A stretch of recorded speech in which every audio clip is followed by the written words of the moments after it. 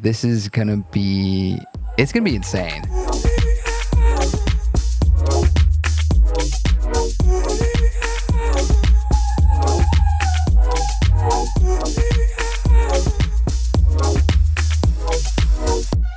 Hey guys, welcome back to another episode of the SUGA CRAVE Show. It's been long. It's been crazy, the schedule.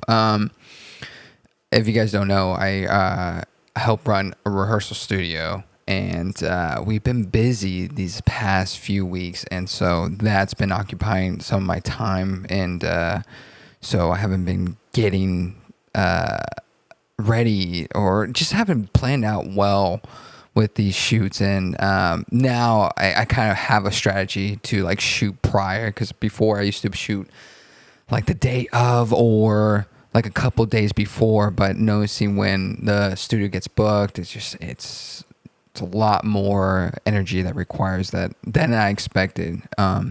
This is kind of like, this coming up November will be my first full year, it being having to run a studio. And so it's been such a great experience, just trials and going through so many different opportunities, people coming in from different avenues, different media sources. So it's been such a great experience to dabble with so many people in different parts of the industry and learning how to talk to them in a way that they would understand, and I will understand or get to know more about their the way that they work. I think the most thing I learned about this experience is how people work and how people communicate. Because one thing is that tends to like mishaps happen is when there's no communication, or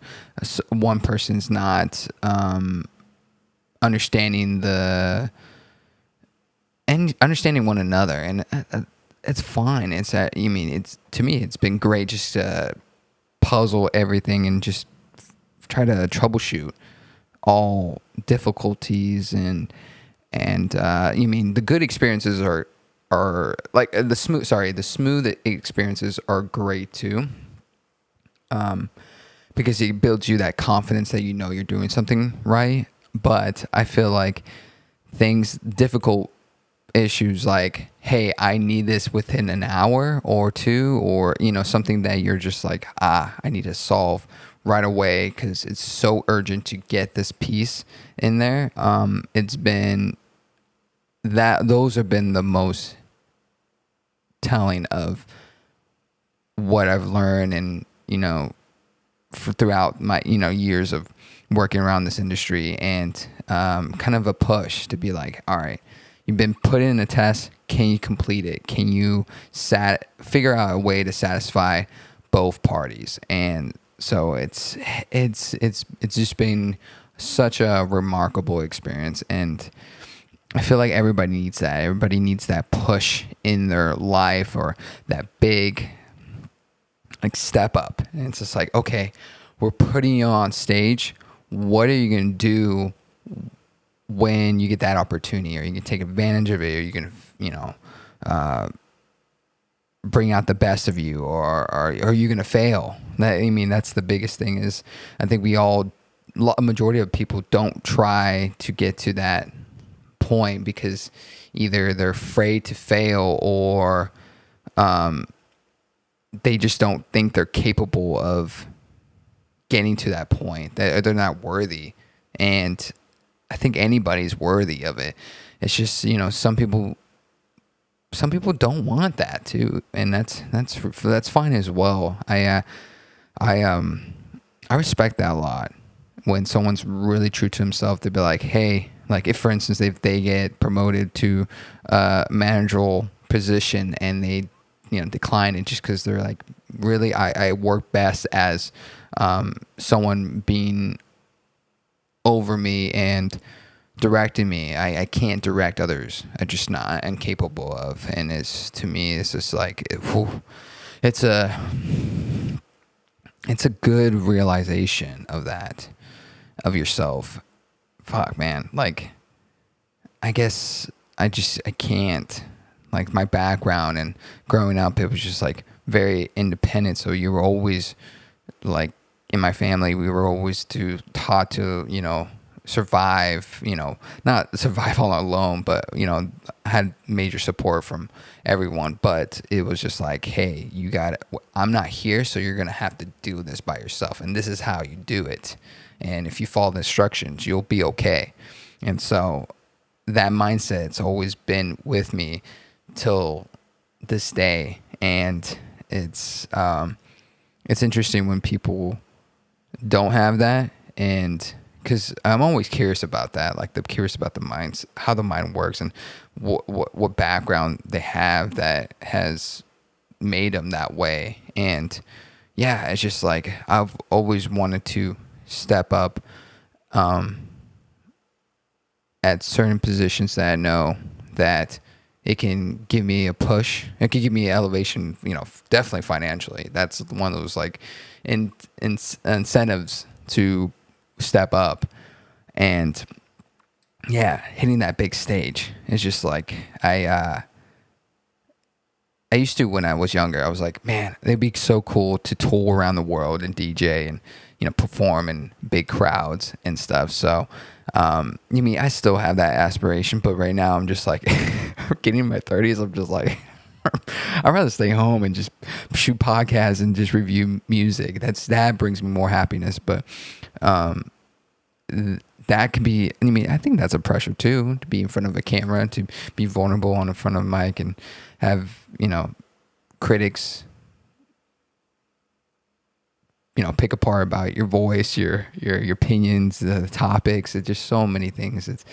But you can't focus on that too much, you or at all. Just keep going and doing what you love. And I think, I'm all over the place, guys. I'm just like, it's been a while being on the mic, and it feels good. It feels natural. It feels, listening to so much radio when I was growing up. I would listen to, my big, inspiration was like Howard Stern. I think he's just like such an amazing interviewer when it came to any subject. Like you would listen to him and it just be any topic. He can make it so interesting. It can be gardening and or like some like he'll interview a trash man, and it's just like it's like the way that you the way you pick up the trash. You stop at many stops. Have you experienced difficulties at certain spots? Like what's the day that you start? Do you wake up? Like it's just like, it's such amazing questions for a subject that you just be like, no fucking way can you make this interesting, and he just does it. And I'm just like, and I think that's a challenge too. Like, how do you make something so interesting or how do you make a topic that no one fucking cares about, make it so interesting and so enjoyable to listen to? So that's my aspiration. I think especially when it comes to music, I don't know anything about music. I don't know shit, but I love sharing. I love talking about, production and just geek out. I love geeking out about anything, geeking out to other people in the industry or different parts of, different industries as well. And yeah, just like geeking out and knowing the facts about everything, and figuring out what people know that you don't know. I think that's the biggest things. And their experience, because I don't know, just that curiosity. I feel like that curiosity is like keeps you young. It keeps you going it keeps your brain moving, right? The curiosity about, for me, it was just like production. It was just like, once I hit production, it's a never-ending thing you learn. There's so many plugins. There's so many types of genres to learn how to make, and different, production routines and templates, and you could just go on and on and on. So it's like almost a never ending. And I feel like every industry has that. There's never a plateau. I feel like the only way that you think it's a plateau is because you've you either got bored of it, or I think you just got bored of it, or you uninterested about that topic. Because there could be people that work in that, that industry for many years and have past experiences, so you can learn something new about that, the evolution of it, and then type of tools. What are old tools, and what are some new tools that are controversial? And it's just like, man, the one thing that about entertainment has interested me was like the backstage, like figuring out what goes on, how to create a show together. And so working in the rehearsal studio, I get that insight a bit. I get the insight of preparation for the big show. And like, to me, like the biggest one is just like the Super Bowl, like behind the scenes of the Super Bowl. Our studio has never hosted an artist that was preparing for a Super Bowl, which I would love. That would be such a fucking honor. And we would, if anybody, honestly, it doesn't matter if you're Super Bowl or preparing a theater or doing a open mic. We work with all types of people in the industry. And so, especially, man, talking about Super Bowl, freaking Kendrick Lamar hosting the Super Bowl in New Orleans. Man, this is gonna be insane. This like performance is just like, I'm looking forward to what he's gonna do. Meaning that, okay, is it gonna be the style that he showed up on the Forum here in LA, where it's just like that? I love that stage layout. It was how simple it was, and the lighting of it. It was just like, it felt like, I don't know, it felt like almost like a runway show. Like one of those, like, everything's like dark and everything's centered to the runway. And it just looked great. The music, first of all, Kendrick's music is insane. Production, you got Mustard, all many good types of, producers. And so, to me, this is going to be one of the anticipating Super Bowls, I think, for at least performances, just because there's just so much going around in the media, just him and Kendrick, and it's all this beef, and it's just like, man, what is going to be the look of it? Luckily it's in Mercedes-Benz Dome or something like that, right? Where New Orleans plays, the Saints, which is a closed arena. So audibly, it'd probably be really good because you're not going to get so much reflections or so much reverb, depending on hold on.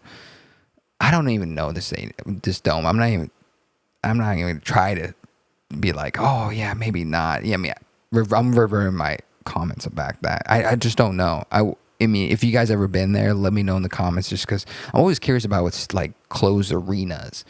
The only one I've been to was the Tacoma Dome in Washington State. That thing has so many reflections. It's horrible. It sounds like shit. Like there's no padding and all that.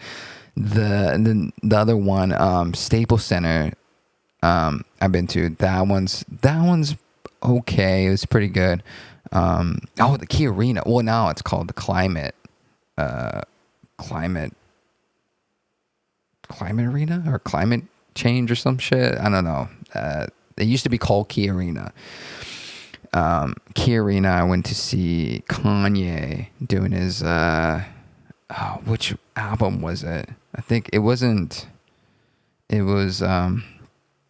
one that he had. Let me see. Kanye. in Key Arena tour. What was it? Not the Yeezus tour. What was it? It was like back in the day when he had like Rihanna.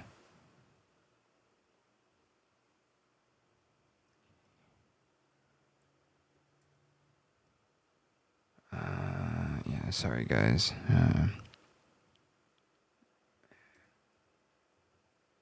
Let me see. Glow in the Dark tour. That thing. Woo! In 2007. Oh yeah, was it 2007? What was it? Glow in the Dark tour. When was this?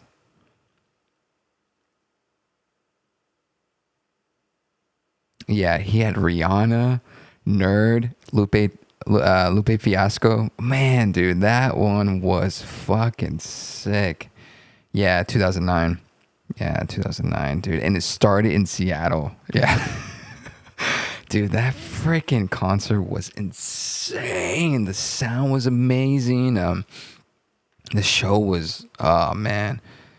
It was such a great experience, man. But yeah, I'm looking forward to this halftime performance. I think it's going to be one that's really anticipating just because of the drama, and that Lil Wayne's not going to be in it. So that's the biggest thing. Is like, I would think, I get it. Like, there's been so many Super Bowls that have been in New Orleans, but I don't know. This one, I feel like Kendrick.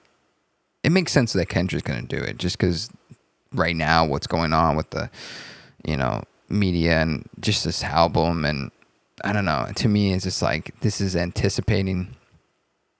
It just keeps the roll going. So that makes sense as a business standpoint. But like Lil Wayne, I would say like this is this would be the year for Lil Wayne to go in and just fucking shred it. It's just like, yeah, it was interesting that he got that he didn't get voted onto, and yeah, fuck. I think he came out a video too, talking about his viewpoint. Let me see if I could check it. Oh yeah, okay. I found it on Instagram. All right, let's check this out. First of all, I want to say forgive me for the delay.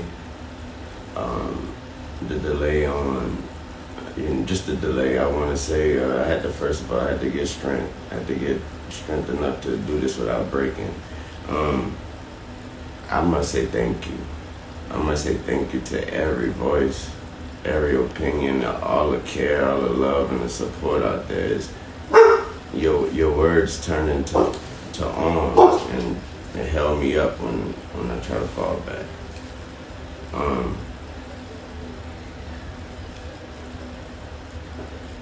That hurt a lot. You know what I'm talking about? It hurt a whole lot. I blame myself for not being mentally prepared for a letdown. And for just automatically mentally putting myself in that position like somebody told me that was my position. So I blame myself for that. But Yes, I'm recording. Oh, everybody knows that is the lady. Hey guys, ever wonder where I record my videos or podcasts? Most of the time, it's at Design Sound Studio. It's about 3,000 square feet with a full lighting rig. No need to spend thousands of dollars for lighting rentals. We got it all set up for you guys. And we even have 2 flex rooms that could be used as makeup rooms, dressing rooms, or even a production office. I'm telling you guys, it's a perfect spot if you guys want something private without being interrupted by a noisy drummer next door. Our space is just gonna make your production rehearsals run so smoothly. And the best part is we're open 24 hours, 7 days a week. So if you're ready to book your session, head over to designsoundstudio.com and get a quote from us today.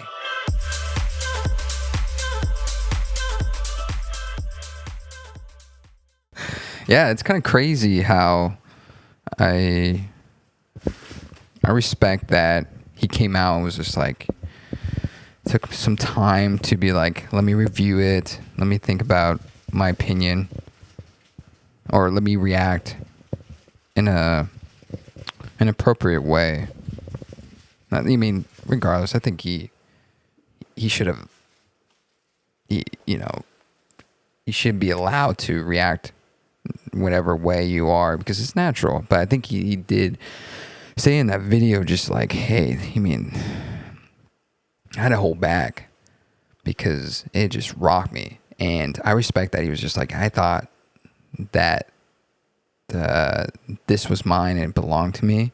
Like, you know, he didn't say those words, but to my interpretation, it was just like, oh, you know, that's every feeling that you get. You like, you know, something's coming up, like a promotion or, like you're getting promoted and you have a review at work and you're like, oh, okay, I'm gonna get pay raise, and then it ends up not happening, and then you just have that feeling of just like, oh fuck, you know, I thought I deserved it just because of my work effort and all that, but I respect that he was just like, I'm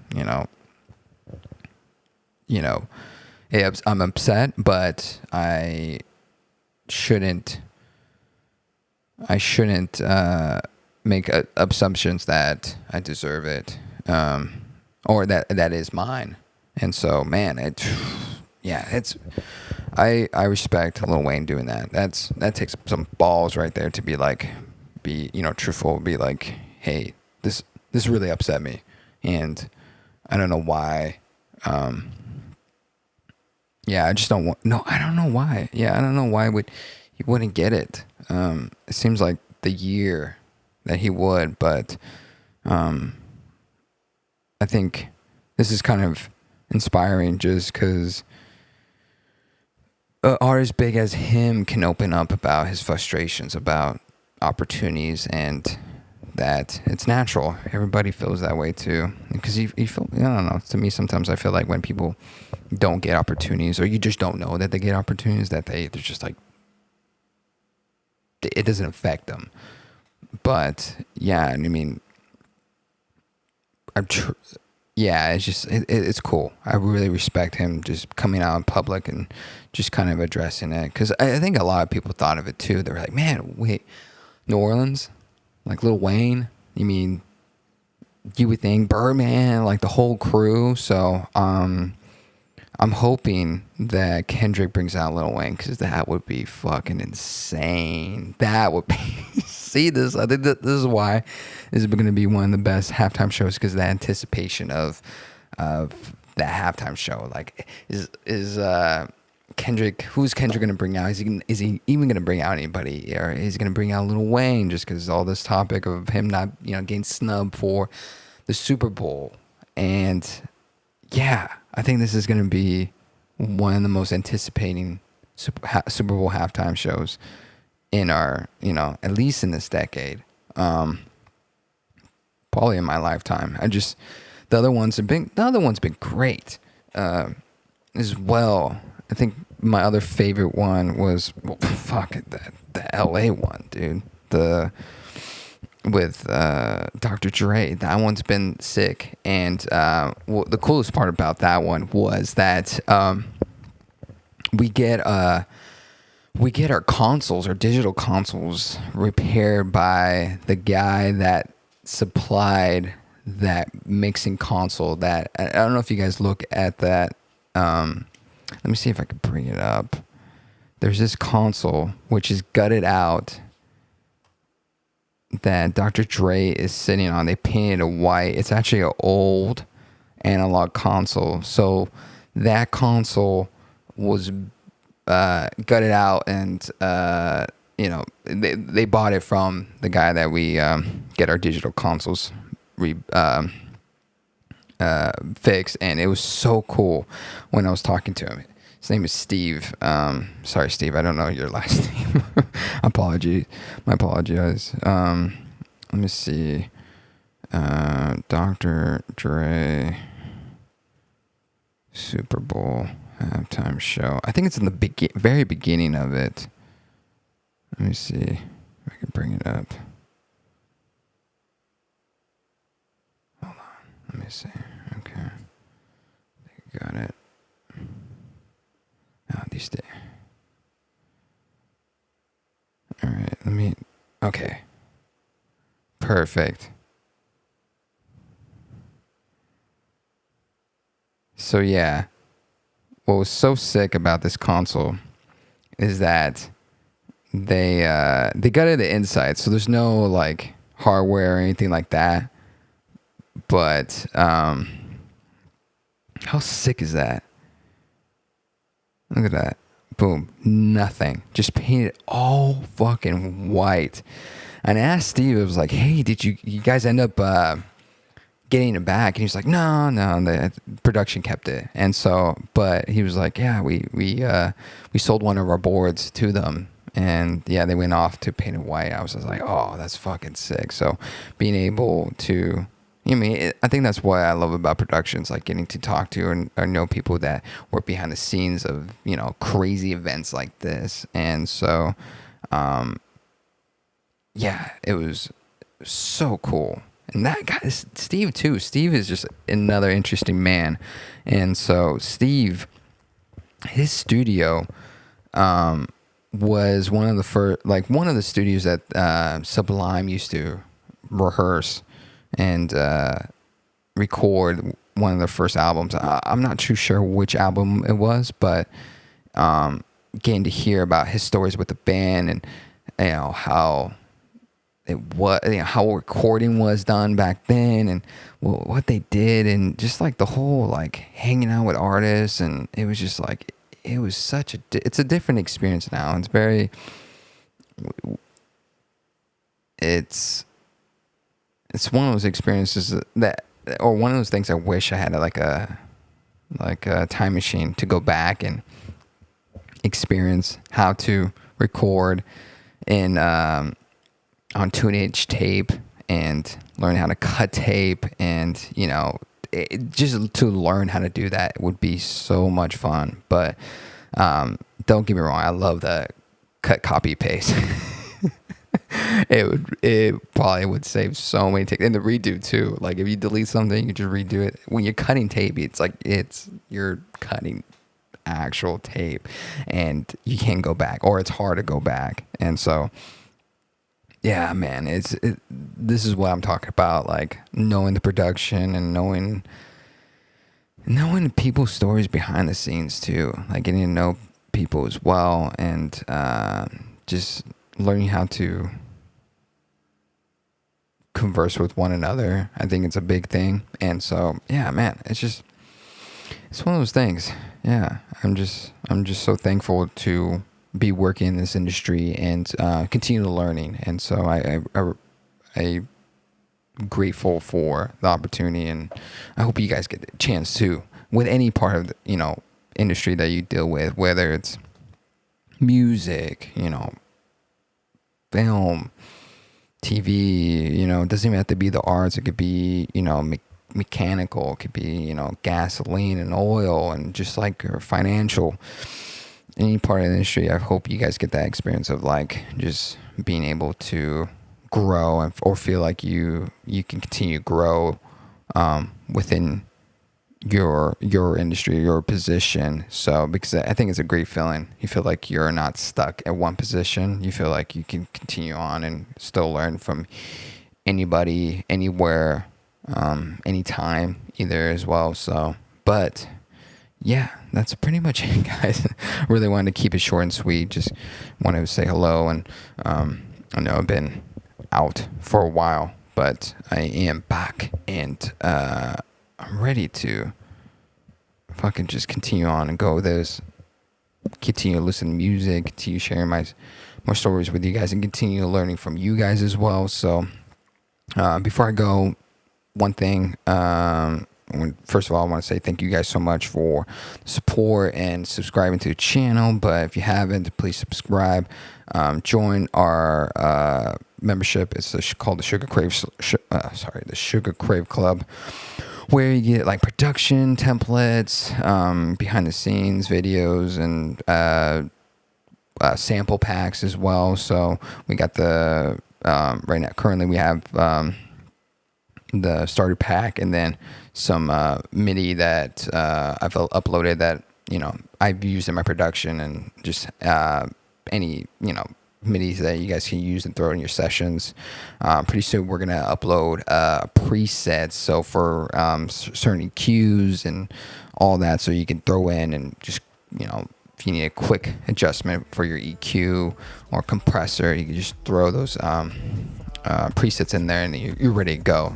I mean, you could adjust however you want it, but yeah, that one's coming soon. It should be next week, but after that, no, I just want to say, you guys, thank you so much for the support, and then hopefully I'll see you guys on the live streams coming up this week and the week after. So take care and have a good rest of the day.